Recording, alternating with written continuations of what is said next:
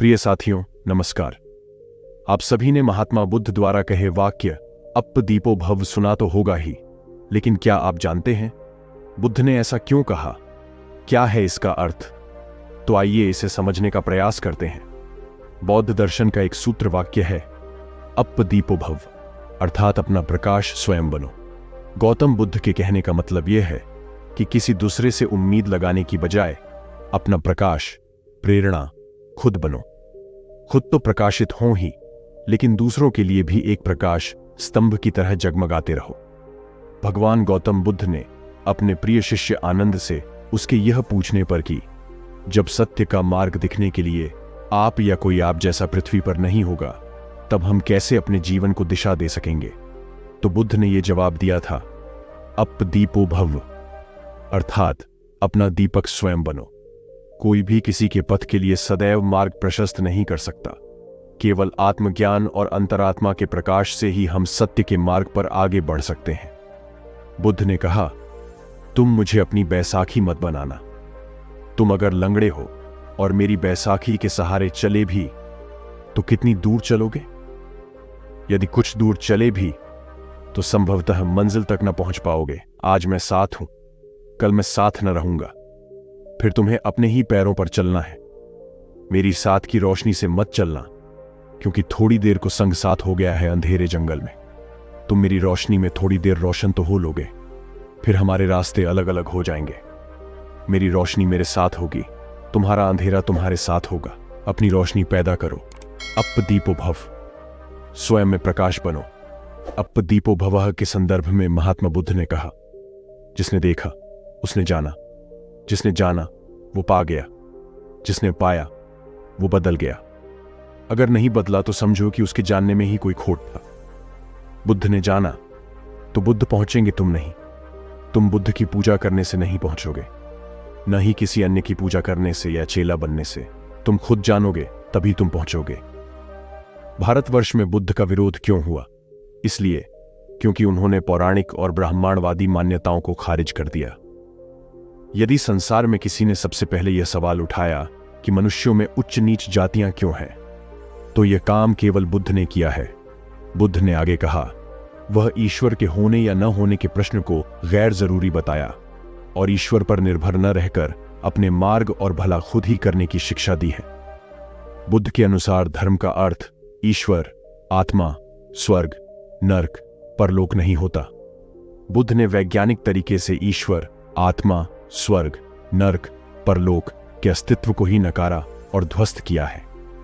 संसार भर के इतिहास में बुद्ध एकमात्र ऐसे धर्म प्रचारक है जो व्यक्ति को तर्क और विज्ञान के विपरीत किसी भी बात में विश्वास करने से रोकते हैं। बुद्ध कहते हैं, जिसे ईश्वर कहते हैं उससे मेरा कोई लेना देना अर्थात संबंध नहीं है। वे कहते हैं कि किसी बात को केवल इसलिए स्वीकार मत करो क्योंकि मैंने इसे करने को कहा है। प्रत्येक बात अपनी तर्क बुद्धि से परखो, अन्यथा तुम तर्क शक्ति वाले मनुष्य नहीं हो। बुद्ध के जैसे स्वतंत्रता किसी भी अन्य धर्म ने नहीं दी है। बुद्ध ने स्वयं को मार्गदर्शक कहा है और कभी भी स्वयं को विशेष दर्जा नहीं दिया। बौद्ध धर्म में नैतिकता पर ज्यादा जोर दिया गया है। अन्य धर्म में जो स्थान ईश्वर का है वही स्थान बौद्ध धर्म में नैतिकता का है।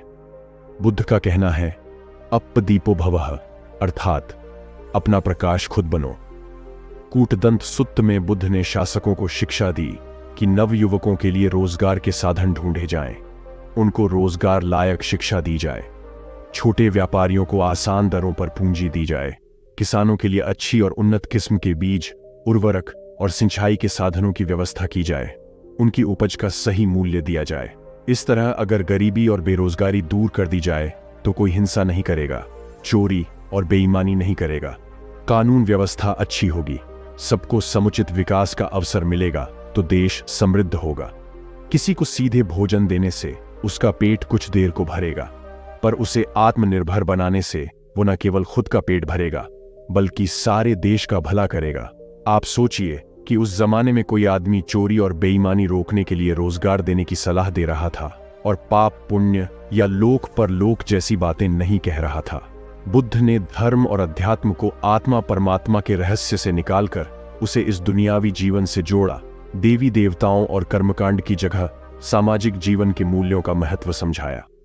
सम्राट अशोक ने बुद्ध की इन्हीं शिक्षाओं को अपने शासनकाल में लागू किया और भारत सोने की चिड़िया बन गया।